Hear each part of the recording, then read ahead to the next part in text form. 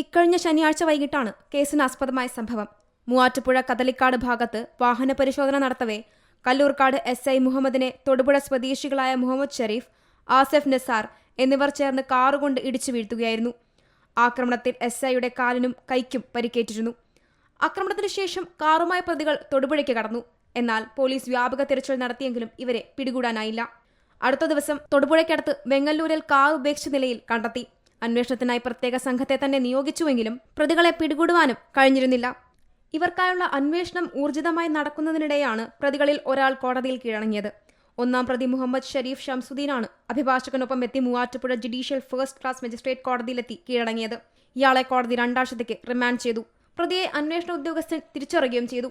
Police ഇയാൾക്കായുള്ള custody അപേക്ഷ നാളെ നൽകും. 2ാം പ്രതിക്കായുള്ള അന്വേഷണം പോലീസ് വ്യാപിപ്പിച്ചിട്ടുണ്ട്. അതേസമയം സഹപ്രവർത്തകനായ സബ് ഇൻസ്പെക്ടറെ വാഹനമിടിച്ച് കൊലപ്പെടുത്തുവാൻ ശ്രമിച്ച കേസിലെ പ്രതികളെ പിടികൂടുവാൻ കഴിയാത്തത് പോലീസിന്റെ വീഴ്ചയാണെന്ന് സേനയ്ക്കുള്ളിൽ തന്നെ വിമർശനമുണ്ട്. മൂവാറ്റുപുഴ പോലീസ് സ്റ്റേഷന് 100 മീറ്റർ മാത്രം അകലെയുള്ള കോടതിയിലെത്തിയാണ് പ്രതി കീഴടങ്ങിയതെന്നും പോലീസിന് നാണക്കേടായിട്ടുണ്ട്. Zee Malayalam news, Idukki.